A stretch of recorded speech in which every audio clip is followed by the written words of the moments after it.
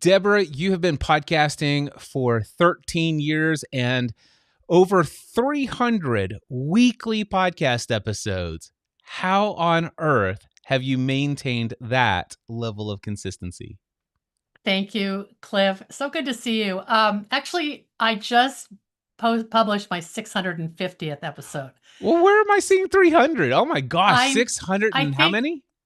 I think that's because Apple iTunes only puts the most recent The most 300. recent three. Okay, thank you so much. Duly noted, Cliff. Whatever you do, don't look at that number that Apple says in the directory and think that that's it. So It's what was okay. I it? wanted to 600 and stump you what? at the 650. Well, that's even more impressive. How on earth did you do it? Well, Cliff, I just have to say, taking your workshop, podcasting A to Z, back in 2013, I did learn this weird thing. I don't even know if it was from you or someone else, but somewhere I learned start your episode at 100. Oh, So wow. I, so that you have a 3-digit place saver. So I started at 100 and now I'm at 750, but I always have to subtract 100 to get back to the truth. So people are like, "Oh, you've done 750?" Like, no, weirdly, I started at 100 and I'm stuck with it. But it's okay. I love Nobody really that. cares. Just for the record, it wasn't my advice. I've always started with a three-digit placeholder, but I always start episodes 001.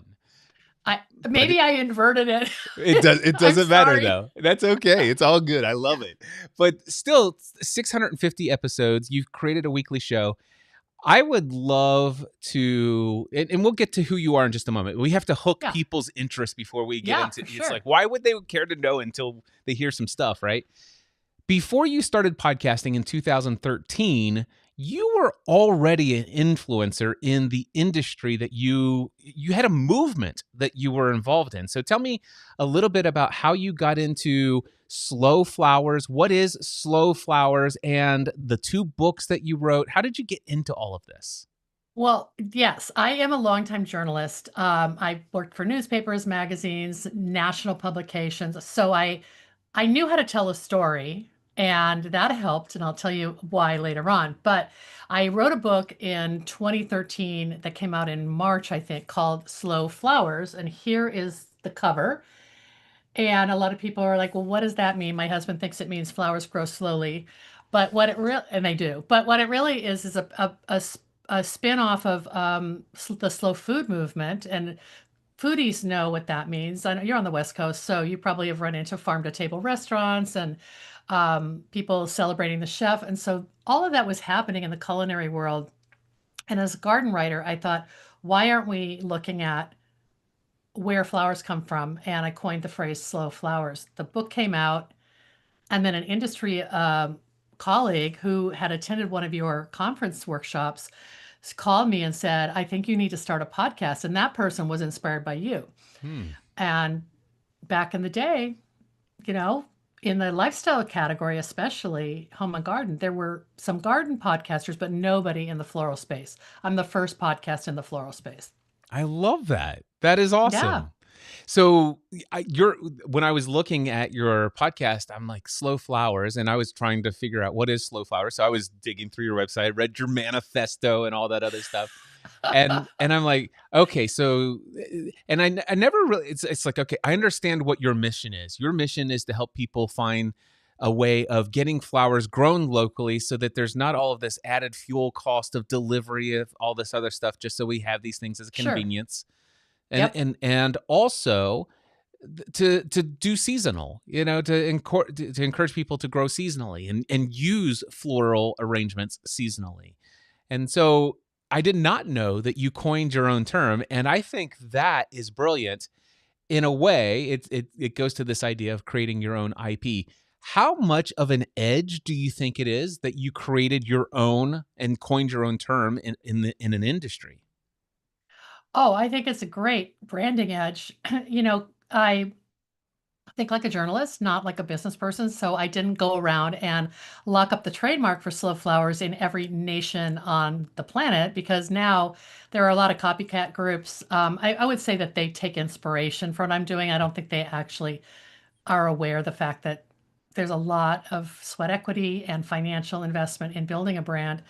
But eventually, I think the book title led to the podcast and then led to a whole sort of content creation and branding platform over the last 12 years that I could never have predicted, Cliff. But um, sometimes when these phrases come up, they're like shorthand.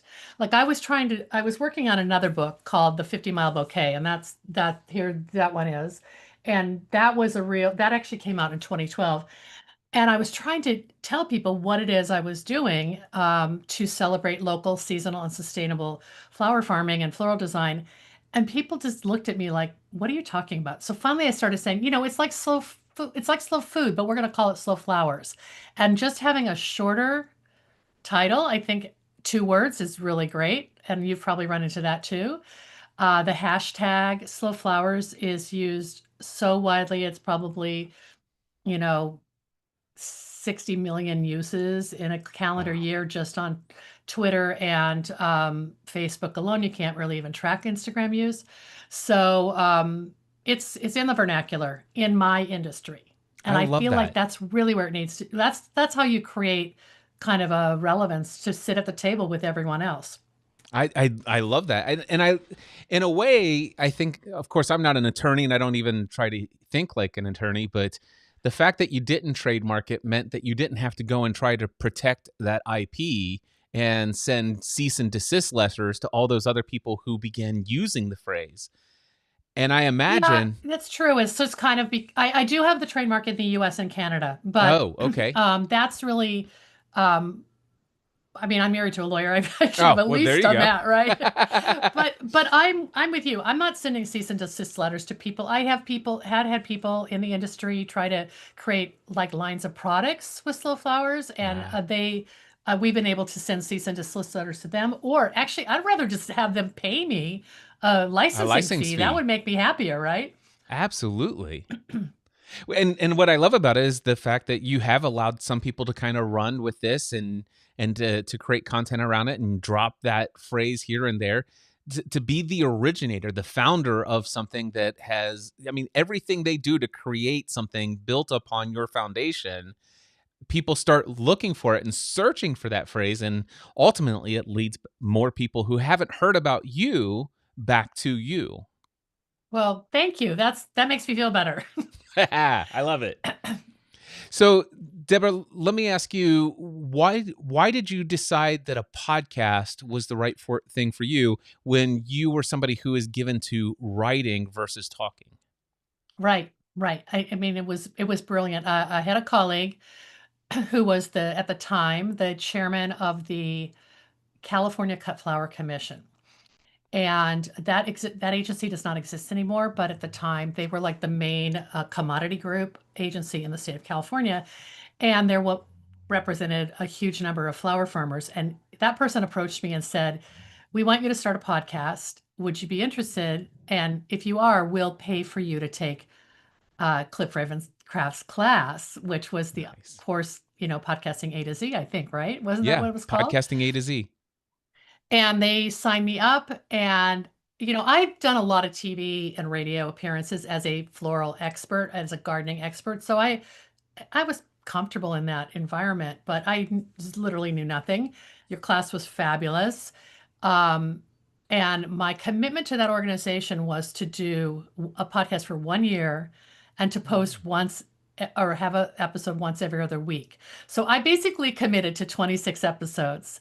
And but by the time I got the response, it was so enthusiastic really right away, at least, in my niche that I got hooked.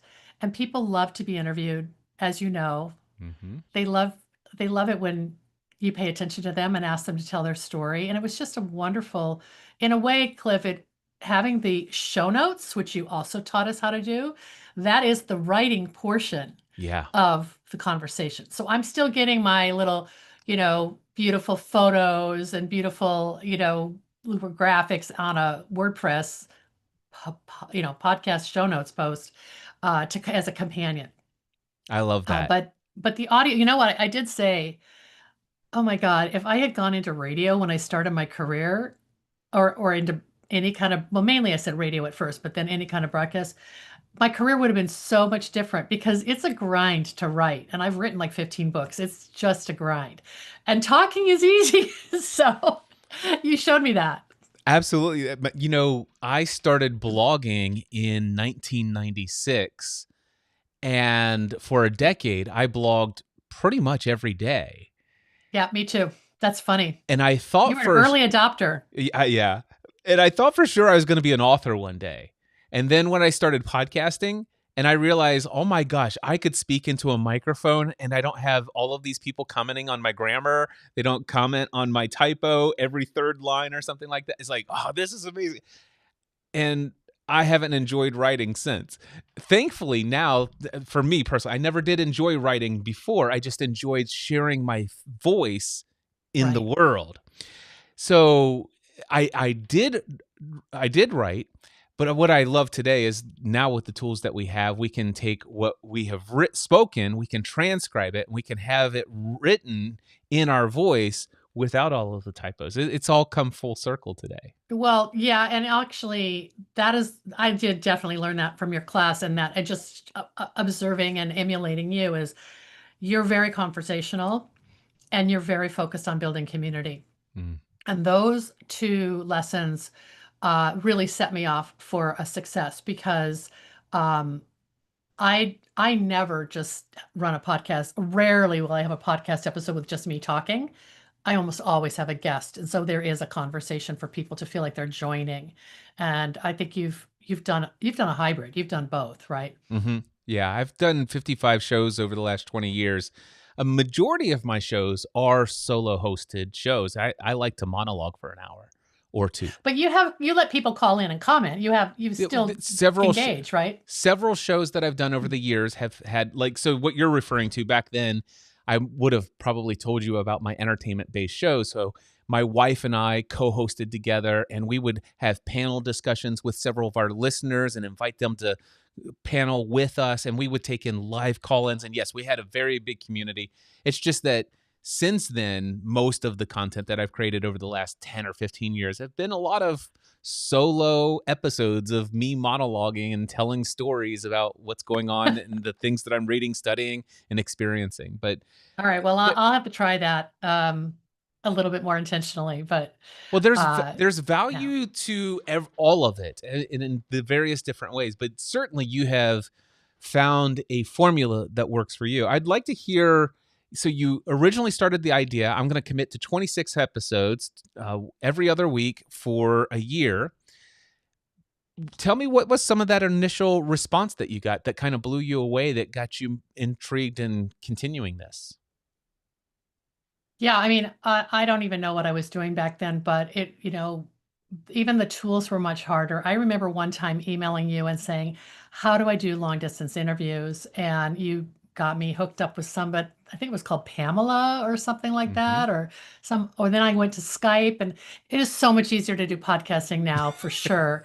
But I tried to do in person because I tried to be on location at someone's flower shop or at their flower farm.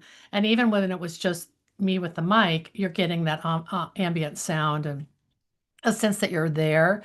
Um, you know, I'm not really sure how I evolved my format. I think I just kept talking to people and kept inviting them on the podcast. And it was so new and so different that, and people are always anxious to get press. I mean, I have a membership organization. The number one thing my members want is to be editorialized. They want to be in a magazine in our digital, they want to be in an article in our digital magazine. They want to be in an article I'm writing for an industry association or on the podcast. So, um, I think it just, for me, I could structure it seasonally, Cliff, because I am in a true seasonal industry. So there were things like, oh, it's dahlia season. We better have a dahlia expert on here. Or, this is its fall and everyone has to plant their bulbs. Let's talk about bulb planting. So I was able to kind of follow the gardener's year or the farmer's year. So that was a great structure for me.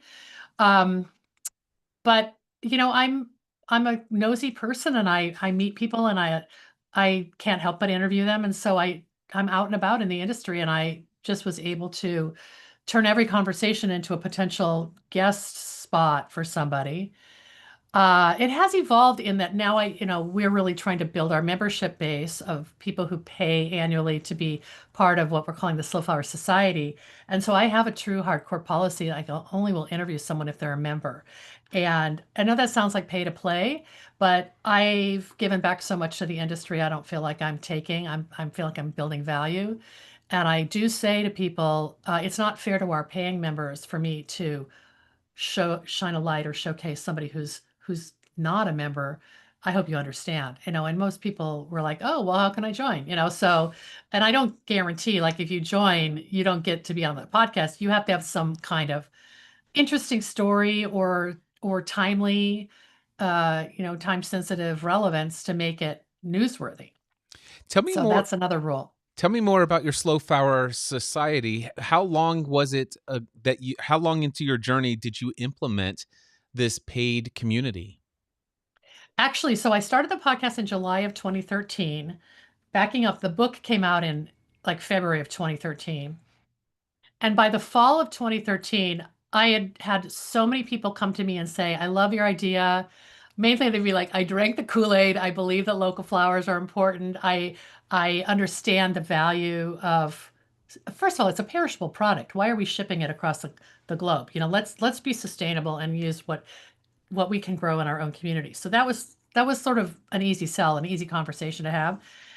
And but people kept saying, I believe in this, but how do I find a flower farmer? How do I find a florist who I can buy direct from? There was sort of this rejection of the online 1-800, kind of, I don't want to single them out, but the e-commerce kind of option, because you don't touch and feel the flowers, then you're just trusting an online, you know, store basically. So I kept saying, well, we should start a directory. And then it became clear, like, if I didn't do it and someone else did, I'd be really upset because it was my idea. So I worked with my web designer, and we used a platform called eDirectory, which is an off-the-shelf, database-driven searchable directory. If I did it again, I would have built my own custom site, but now I'm like too far into it. I haven't thought about that yet, but might have some ideas for me. But we have this directory, and I basically started that in like fourth quarter of 2013, and it launched right before Mother's Day in 2014. Okay, And so yeah. no, go ahead.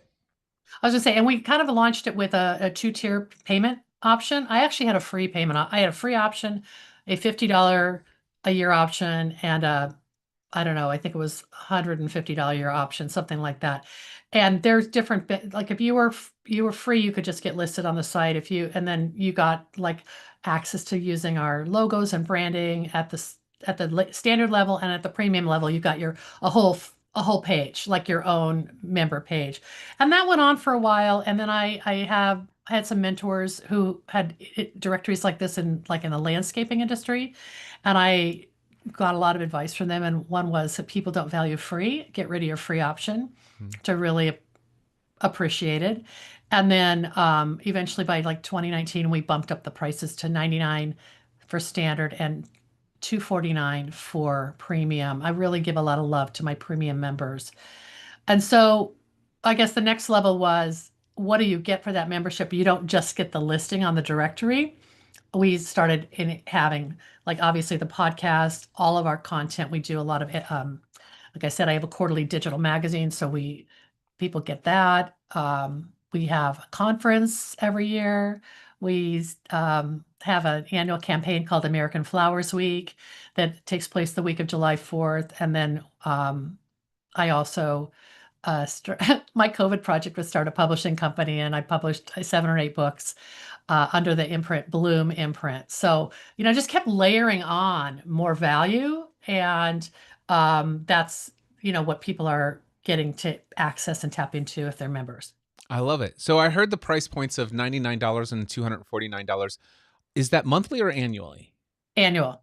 Okay, wonderful. The thing is, Cliff, this is a very where our industry is filled with artists, and like that's a real hard spend for somebody.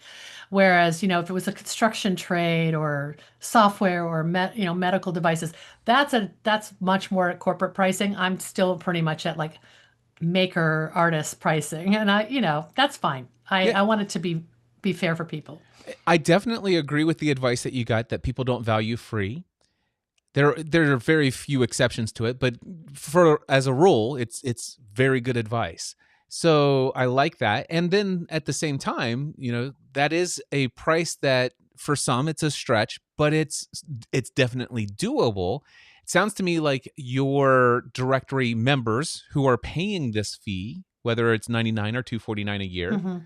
these are people who are selling the flowers that they farm. Is that accurate?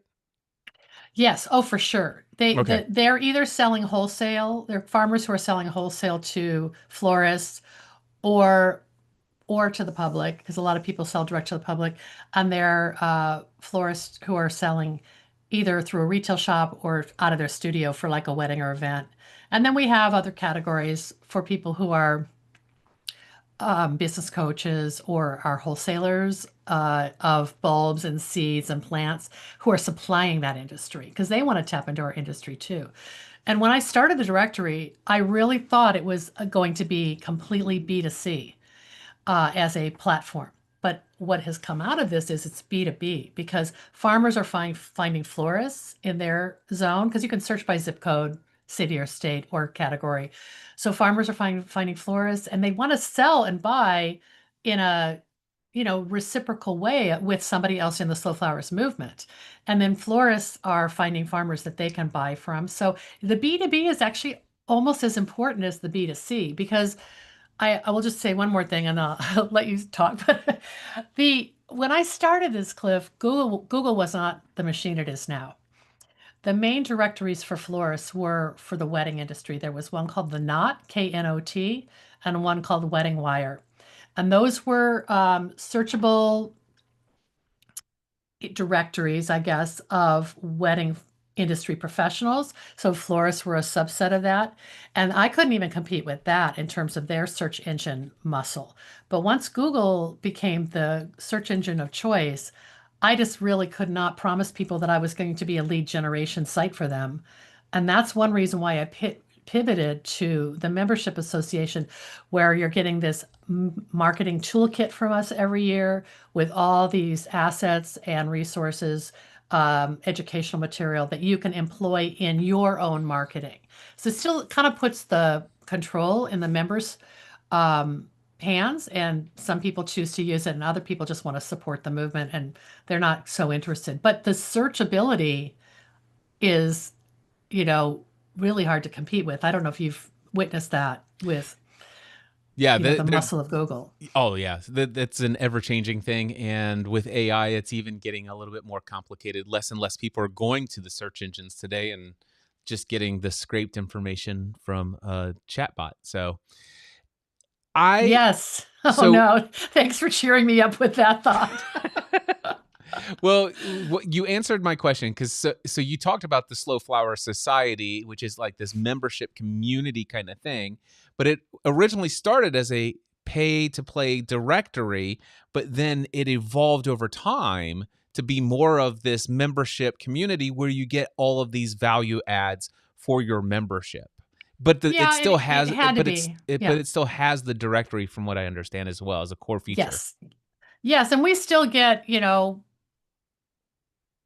check our metrics and see how many people come to the site, and people do come to the site to look. The best situation would be like if you want to send a relative, happy birthday flowers in Nashville, Tennessee, then you type in the zip code or just choose the state or city, and then you get a listing of who are our members in that area, and then you can contact them directory. That's the other thing is I'm not selling flowers to my through my site, and I Yeah. I never did it as e-commerce. Maybe I should have, but um, I didn't want to like build in another level of trying to uh, take a piece of that transaction. To be honest. Yeah.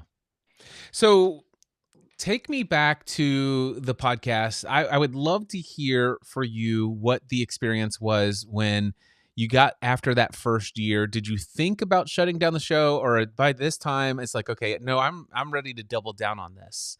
And Yeah, because you've seen people do that, right? oh Where yeah, people I just, walk away. what is that? Is it, I've heard of the statistic like 7 episodes and then people Yeah, quit. Is that an average number? it used to be the average podcaster walks away after 7 episodes. More recently, I don't know where they're basing their data from. I've heard that today it's closer to after the third episode. Wow. And Wow. I think there's a lot to be said about people communicating what a podcast is. There are some people out there that are being sold pie in the sky ideas of celebrity and success and fame and fortune, that if you launch a podcast, you too can make $1.2 million a year, just like I saw Stephen your Bartlett. episode about that. Yeah. And so, and there's been a real vacuum of people that have my perspective that, hey, this isn't about becoming a celebrity and generating millions of dollars with your podcast. This is, there's, that you, I think that's possible for the right person if you've got all of the same things they got going for them. There are a few people that can pull that off, but there are 15, 20, 30 other things that you could do with a podcast that no other platform can do. And Mm. if you saw the value that a podcast could be in your life, it's one of the reasons why I love having this conversation with you is I'm finding out, like, what is it that has somebody now creating over 650 episodes over 13 years, doing this on a weekly basis, and you haven't given up. So it's like, what is that? What was there ever a time when you thought of giving up the podcast, and what keeps you going? I really appreciate that question because I don't think I've ever articulated it. Um, I think it just became, even after the first year, the podcast became so much a part of my persona and my personality in the industry. People saw me as the person that they um, look to for, stories about people like them. And, I will walk into a conference, like Hmm. conference, trade show, and someone will come across the room and go, "Oh my God, you're Debra Prinzing. I listened to you. I've heard your voice in my earbuds for years. I knew it was you as soon as I heard you speak." And I'm like, I don't think I have that distinctive a voice, but because I think I have like zero accent. I'm like a child who moved all the time and never lived in any region to get an accent. But who knows? I think there's some value in that. How do you put a price tag on that? Um, I guess in addition to telling you that it became such a part of my persona, I think it just became part of our brand. Like if you know of So Flowers, you've heard the podcast and you've listened to somebody. And again, like I said, it is a lot about people seeing themselves in our guests and knowing their struggles or knowing their business challenges. And I will just back up. I was a business reporter for 10 years at a weekly business journal in Seattle before I went over to lifestyle, back before I had kids. And I know how to write a business story. I know how to interview a .com or a CEO or, that I thought I would left that all behind me. But now that I'm talking to basically floral entrepreneurs, um, we're talking about business. We're talking about all the same things that any enterprise or entrepreneur would want to talk about. And so that sort of became a distinction of the Slow Flowers podcast in that people are getting, we're not teaching them how to flower farm. We might be talking about that topic, but really we're talking about how do they sustain their business and thrive and build community, build a customer base, build expertise, and develop their own brand. So that sort of was appealing, I think, for people who just, we get a lot of first time newbies who are looking for inspiration, and they'll go back and listen from episode 1 through 650 or 750. It's just the archives are really a useful, and I'm sure you found that too, Cliff. I mean, the archives are still generating hundreds of downloads a month, which is crazy. Yeah, I have a podcast that I did back in 2012 called the Virtual Assistant Podcast. There were I remember 38 that. episodes, and I have not published an episode of that podcast since December 2012.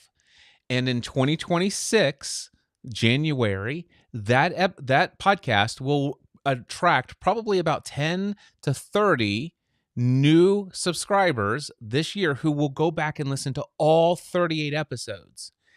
2 or 3 of them who had never heard my name before have now listened to all 38 episodes, and by the end of this year, they'll become a paid client That's great. from I something love I it. haven't done since 2012. But you have built up a trust with your listeners of like giving straight talk. And I hopefully I do that as well. I'm not like I have sponsors. I don't try to go heavy on pushing my sponsors because I only have sponsors whose businesses are aligned with our mission. And so that also gives a kind of credibility as well in the choices that we're making. But I can't believe that has leveraged into something that like talk about playing the long game, Cliff. Yeah. And it's not that I did it strategically back then. I was just following my passion, following my heart, and sharing my experiences with the world. But since then, after seeing the results, because I would always ask people, how did you first discover me? It's like, oh, well, I found you about 7.5 weeks ago. I found the Virtual Assistant podcast, listened to all 38 episodes. Then at the final 3 episodes, you told me about your podcast, Answer Man podcast. I've been listening to that. And now I've decided I want to launch a podcast. So here's my $2,000 for your course. And by the way, I'll buy all my equipment from you. Tell me what to do, Cliff. Let's go.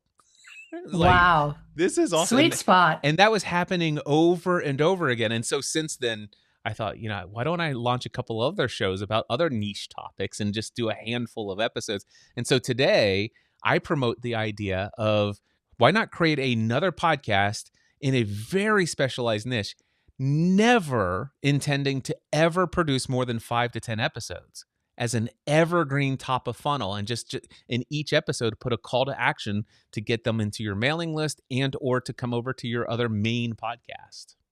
Okay, so this is all new to me. My mind, as soon as you talked about the virtual assistant, I started thinking, what could be my spin-off podcast? So I need some help. Have you help me brainstorm? Sure. But you said a super niche sort of subset of my regular brand is what you're thinking, or Very, what you recommend. yeah. So think about your target audience, your exact ideal customer. What is something super niche that you probably talk about a couple of times a year, but it's not something that every single episode is devoted to? However, here's the reason why this is so valuable. So your podcast has 650 episodes in the archive. And to go back and find, first of all, let me just ask you, what's a topic that you talk about a couple of times a year, or you've handled a couple of times, just any niche interest of Well, these I'll tell you, individuals? it's not, I'm not even covering it intentionally, but it's the number one question I get from members is, how do I get a book published? Oh, Everyone wants me to help them turn their little idea into a book. And I don't want to be an agent. I ran a publishing company. I mean, we still have Bloom Imprint, but we're not publishing right now because publishing has changed so much with supply chain and costs of production. So I could turn that into more of a consulting operation. well, so if you wanted to attract that audience who's interested in writing a book and you have products and services that you could benefit from that area, then that's an exact area. So you could actually create a how to write your first book, or how to become an author, a thought leader as an author, something like that. And the idea is that there's only ever going to be less than, and I always recommend 5 to 10 episodes. And the reason why I say that is because I told you that let's just say out of 30 people who find the Virtual Assistant podcast in 2026, about 3 of them will listen to all 38 episodes. If there were only 5 or up between 5 and 10 episodes, about half of all of those people would have listened to all episodes. And I see. So you're asking them for like a lower commitment. it's a much lower commitment. Yeah, You're saying less. you've got some people in your audience who will go back and listen to all 700 or 650 episodes. Yeah, yeah, You're going to have that. But yeah. if you only had 15 episodes, I would say 70% of new subscribers would go back and listen to all 15 episodes. Yeah. and then I wrap up that information of that episode. And these might be a case where I wouldn't necessarily have a guest unless it was my creative director who could talk about visuals. Because I think that the niche is how to create a book in the floral space. It's not going to be a memoir or something. So Yeah. maybe it would. I don't know. But at the end is when there's the call to action is At the just very sign up end for of our yeah, newsletter. at the very end of the episode, I just want to let you know this episode is sponsored by me and my brand, such and such. And if you're interested in more, you can get free access to this guide over at suchandsuch.com/guide. And also, just want to let you know, I'm also available for coaching and consulting. So if you have any questions, here's the best way to reach me. My email address is such and such. Can't wait to hear from you, to hear what you're ready to write and release into the world as an Right. author.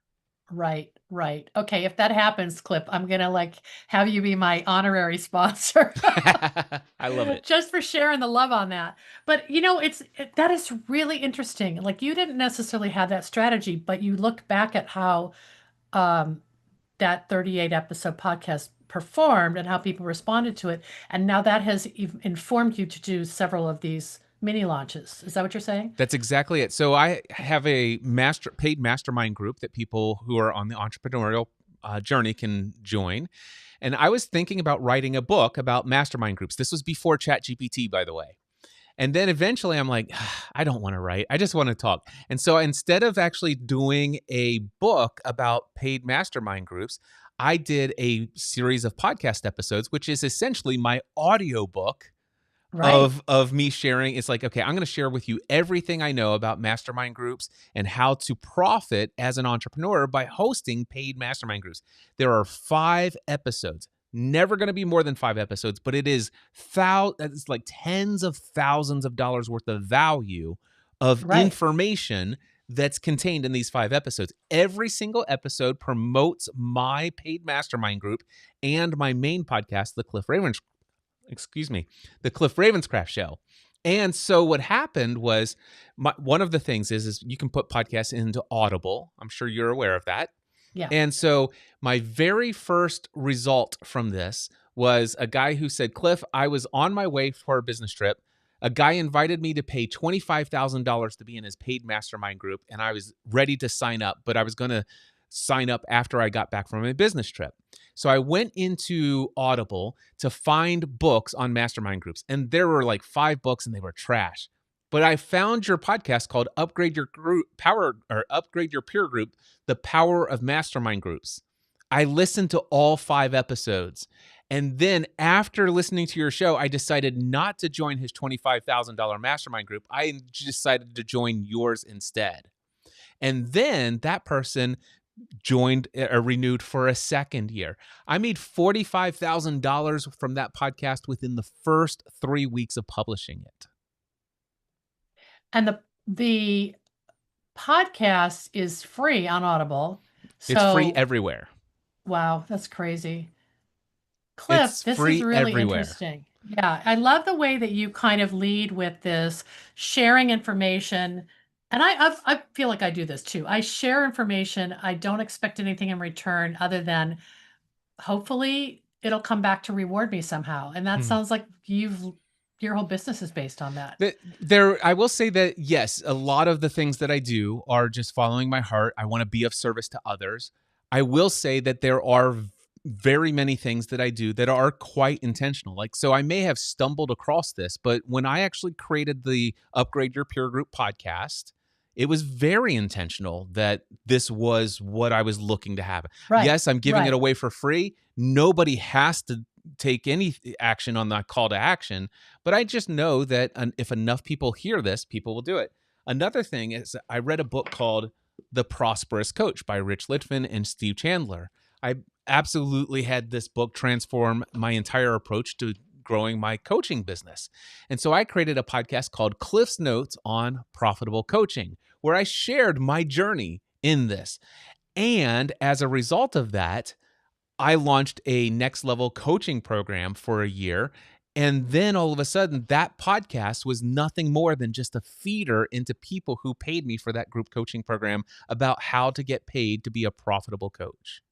Wow. That's amazing. I have to say, there's so many just so much intentionality about what you do, and I've tried to really replicate that.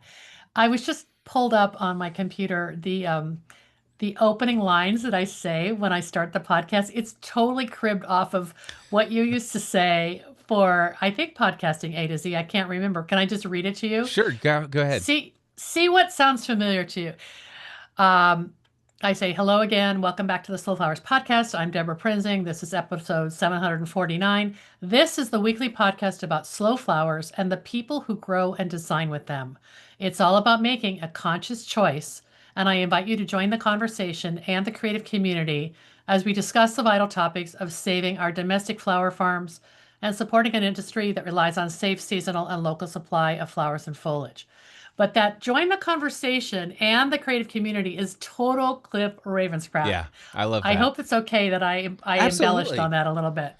I Eh, encourage people to it because it's so valuable. You're inviting people. You're number one. You're telling people what the show is right out of the gate. You're explaining who this show is for, so that immediately they can say, "Oh my gosh, this is my place. I'm here. That's me." my people, And yeah. when you talk about the fact that there's a community, they instantly know that, wait a second, there's a potential for me to connect with other people who are like me. Yeah. Yeah. Yeah. Really helpful. And I will say also, back to that question about what kept me going, I do think that, the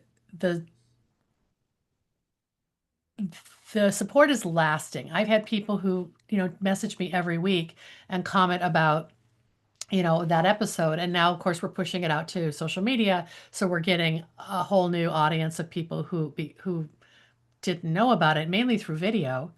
And that's sort of my newest chapter um, of what's changed about the podcast. And I don't know if you are talking to people about using video or Yeah, not, but it's I really am. worked for me. I'm definitely talking about it. And so, when did you start implementing some of the video aspects, and how are you implementing video? So in year 8, because I used to make a big deal about our anniversary, right? I still do Hmm. in a way, but at after year 8, I just thought I need to do something different. I need to change it up. And I'll tell you, some of the reason is because these new players were coming into the space, copying me, or I should say, suspiciously similar podcasts to mine, and I was kind of trying to assert my Your I wanted to be the dominance. OG. Yeah, I'm the OG. Like I started this and you can all follow, that's fine, but we're innovating. So we created a video option. Um, and it took me a while to kind of figure out what technology to use, but I filmed the interview either on a platform like I use Restream.io. Hmm. I don't know if you know that Yep. platform. I use that mainly in the off season when I can't get out on location to a flower farm.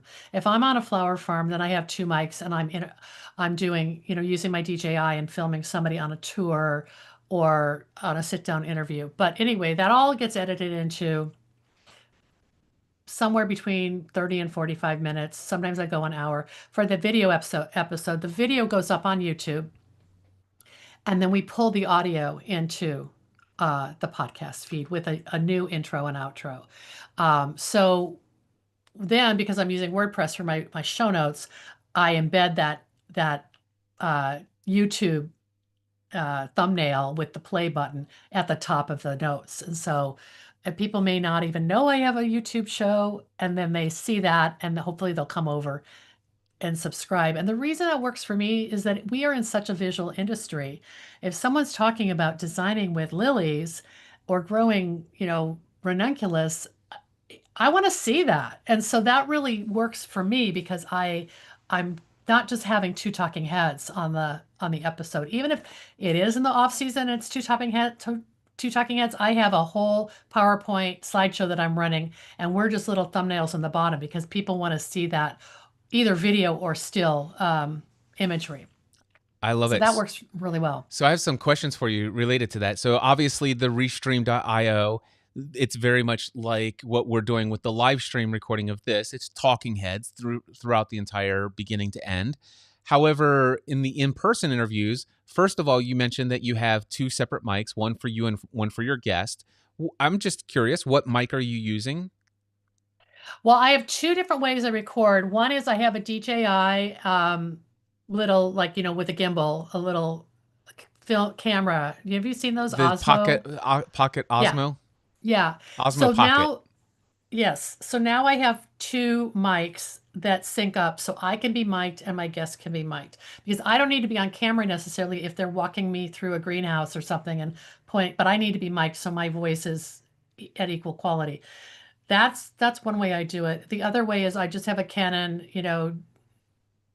G7 or whatever and Mhm. G10, and I have a two-way mic or a one-way mic. So if I want to be off camera, I've got a mic. It's like a little T.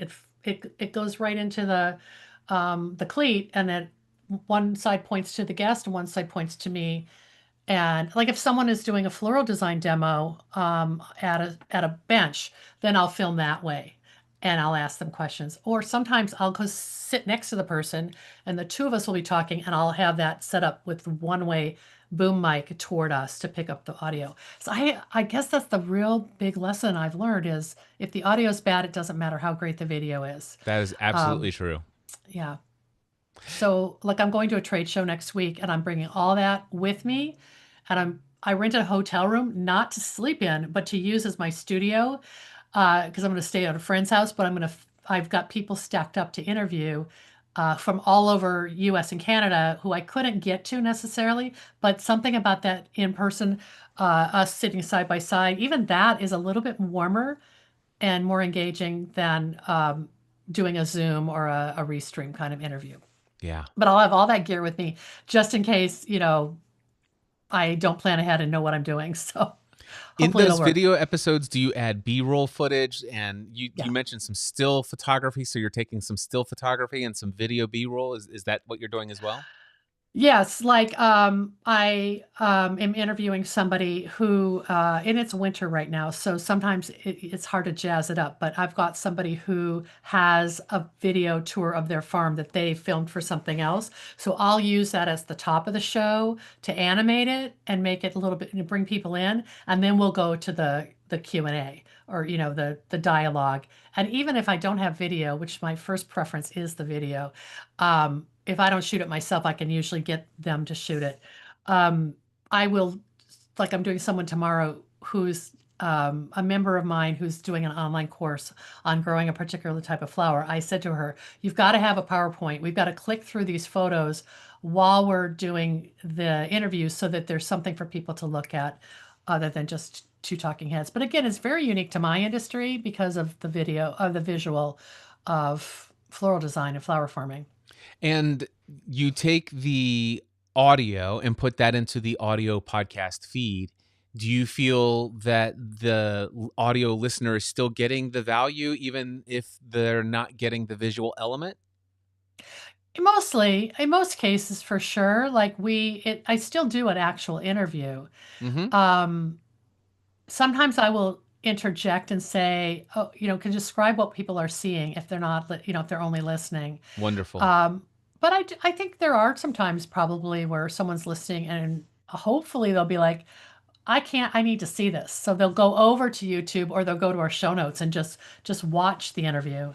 Um, in most cases, it's pretty easy for people to do that now because they can do it on their phones.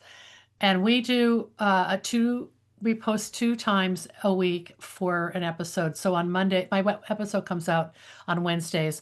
On Monday, we'll pull a 90-second video clip and play it with text over, text captions on Instagram and Facebook saying, featured in 2 days, this is a sneak peek of the podcast. And then on the day the podcast comes out, we run another one, and we try to get video as much as possible. The way that the Monday blooper happened was totally unplanned, but it's brilliant, and it's just sometimes you just have to let things roll. I was interviewing a flower farmer in person, and I went to sit. We had the camera set up. We were going to sit at the picnic table on her farm after we'd already done the whole farm tour. And I went to sit, the camera was rolling, and I went to sit down, and there was a dead vole under where my feet would be. And I freaked out, and I said, Celeste, there's a little critter down here. And she went over barehanded, like a tough farmer chick. She picked it up by the tail and went over and flung it across the field. And like it was so funny. I'm like, we got to use this. And Yeah. so that became my inspiration to always have kind of a blooper outtake. Sometimes they're more what someone is saying, like a secret tip or something. But that's the other thing is we always have a pull quote at the top of the show now. And so if I'm interviewing you and you're saying something so profound, I have to shut myself up and just let you go because I need that clean, pull quote, just to hopefully lure people in. So after I do my welcome now, I do like a little synopsis of that episode, and it goes right into your pull quote, so people hear your voice, and then they decide, oh, I want to hear more, because Deborah is always talking. So I want to lure them in with a celebrity designer or someone who's really well respected in the industry, sharing their expertise. Yeah, you bring up, first of all, there are two very important things you just said there. I love the idea of a pull quote. So you take that very hook, if you Juicy will, bit. that Yeah, juicy yeah. bit and you always want to leave some sort of cliffhanger. You don't give them the whole payoff there. It's like, and then you kind of, it's like, oh, well, okay, that was the teaser for what's to come. Now I've Yes. got to listen to this episode. I love that at the open of a show. The second thing you mentioned is like, oh, I've got to hold my tongue, let this person speak. I want to make sure I don't talk over it. So there are two things there that I want to say. Number one, there's the value of making sure to do single track recording for each microphone. Although even then, you run into the position of, if you're in person doing these interviews, if you're sitting right next to them and you say something as they're saying their quote unquote juicy bit, even though you can take away your isolated mic, you're still coming through their mic. So that brings me to the Yeah. second thing, which is bite your tongue. Amen. I'm a talker and it's hard for me to do it, but the payoff is always there, right? You get that beautiful sentiment or advice or inspiration. Um, I also am always pre-recording, Cliff. Nothing's live. So we Mm. can go in and edit out crosstalk, stumbling ums, that sort of thing. I don't do a lot of taking ums out. I think I could spend my life taking ums out, so I don't do that. But crosstalk, or someone keeps saying it backwards and then they correct themselves. But I don't have a two-track ability if I'm recording in person. So I don't know what you would think about that. Well, well, you do the most important thing, which is holding your tongue. What I'm getting at is there are people who have a habit of doing what's called consistent verbal affirmations. So one of the things that you just did right now, you're nodding. So we're on video, we're doing a live stream, and you're nodding. And nodding is perfectly fine because your nod is not showing up in the audio. What most people do is they nod with their voice. Mm-hmm. Yeah. Oh. Okay, Uh-huh. Yeah. what's the word that you say too much? When you listen back to yourself, where you're like, "Oh my God, I say that all the time." Actually, I Okay, I mine is wow. If I can stop saying wow, like where did that come from? Like the 1960s? Am I dating myself? I don't know, but yeah, actually is another good one where I can see where it becomes it's just a transition word for you. another one is and instead of and it is a replacement. And another thing I learned is because I do all of my own editing, which is my next question for you. I say everything is incredible. It's incredibly this, incredible that. It's like That's my wow. it's like wow, I'm Mr. Incredible. Oh, good. That makes me feel better. But no, So I really appreciate your advice on the biting the tongue. I am a big believer in just letting people roll because you'll get better content that way. exactly. And when they're finished talking, one of the things you can do is just sit in silence for about a second or two. It seems like it's like 30 seconds long, but if you just sit in silence, sometimes they'll continue to say something. And it's that next thing that is the juicy bit. Such a good point. Also, you get a clean silence for if you have to edit. Yeah. Okay, so you want to know about my editing. Yeah. Who does your editing, audio and or video? Okay, can I just say the one thing that if you knew what I was thinking when I was taking your class, you would just roll your eyes. Because I was on, I don't know, it went in 2013. How many years had you been doing your class? By 2013, I'd been doing it for 2 years, two Yeah, and a so half years. I was in a cohort, maybe at least 15 cohorts in. There was a swim coach, there was a youth pastor, there was an orthodontist, there was all these sort of other people in other industries, and I believe I was the only professional journalist on this Hmm. call in the class. And it and I didn't want to know any of the technology. And I remember at one point I typed into the chat, I just want to be the talent. I don't want to know any of this stuff. And but all of those people were here to learn it. So that means I went and found somebody to do all that editing for me because I really just want to know how to I know how to do the interview. I just want to know how to, get it out to the world by paying someone. So I have a podcast editor who has been with me almost the whole time. He's a friend of my son's from college. He's a stay-at-home dad. And he has a theater audio background, so he's perfect. And I'll send him two files. One is my interview file, which is, depending on how I record it, it's a WAV file or an MP3. And then I will separately record using Audacity on my laptop or on my desktop, the intro and outro. And then he pieces it all together with transition music and sends it back to me as a finished file. Beautiful. I pay him $75 an episode. It's no, I might take that back. I'm paying him more than that now. I'm paying about $175 an episode, but he can do it in less than 2 hours, so it's good money for him. Is he Um, doing the video as well? no. Okay. So I edit the video on Nice. iMovie. I learned iMovie during COVID, and I I don't know what you think about that, but I do the edit, and the reason that works for me is because it's like point and drag. I don't have to work with software, and so then that gets uploaded to YouTube, and that the Andrew, my editor, pulls the audio from that for the podcast. So sometimes, I don't know. The next thing is he wants me to get an iMac so I can do better editing Hmm. for video, but I haven't gotten to that point yet. I don't know. What would you recommend? You're doing video, aren't you? I play with video, so I'm off and on. I'm still an audio first, and currently most of my production right now, the Cliff Ravenscraft show is every Monday. I release at 12:01 a.m. and Podcast Answer Man is coming out every Friday at 12:01 a.m. And the last 5, 10, 15 episodes, they're all audio only. There's no video element. But there is a significant amount of things that I do that are video and sometimes video first, even. So, yeah, I play with things and Yeah. I'm not committed to any one tool. Sometimes I'll use ScreenFlow. Sometimes I'll use Final Cut Pro. Sometimes I'm getting ready to teach myself DaVinci Resolve. So So you have an interest in technology. I don't. yes, I So do. I appreciate that. If you've looked at my videos, I I know you would probably say, yeah, she's doing this on iMovie. But I'm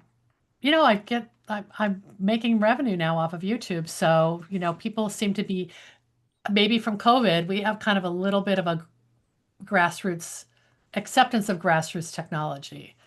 Um, versus having a whole production crew following me. I'd love to have a crew follow me around. That'd be so great, but I don't know how I'd pay for it. Well, maybe that's your next season is that you'll figure that out. Deborah, thank you so much for sharing your journey with me today. This whole where are they now, 13 years later after taking podcasting A to Z. I am so thrilled that you have continued to see podcasting as such a valuable part of not just your life, but even your identity. And I certainly can resonate with that. So, is there anything else you want to share before we wrap up? Oh, well, thank you so much, Cliff. This has been so delightful. You make me feel so comfortable. You're such a great interviewer. And I felt like it was just a conversation with an old friend. If people are interested in learning more, then they can come over to Instagram and follow me at Slow Flower Society on Instagram. And I will plug my new book because I didn't do Please that do. yet. just came out in May. It's my big girl book. Look how thick it is. Oh my The Flower goodness. Farmers. And it is filled with stories of flower farmers and the plants they grow. Came out in May, and it's a perfect gift for the gardener in your life. So check that out online. I love it. And maybe just maybe how to write your own book in the flower space coming to a podcast directory near I'll you. let you know if I do that. You are an inspiration. Thank you so much. Thank you, Deborah. And for anybody who's interested in taking your message, your business, and your life to the next level by either starting a podcast or taking your existing podcast to the next level, podcastinga to z.com, 4-week group training program. And my next one's coming up on January 26th. Podcastinga to z.com. Check out Debra Prinzing, slowflowers.com, and her Slow Flowers podcast. And if you enjoy her show and you've enjoyed this conversation, make sure to reach out to her and tell her you heard about her here. Blessings. Thanks.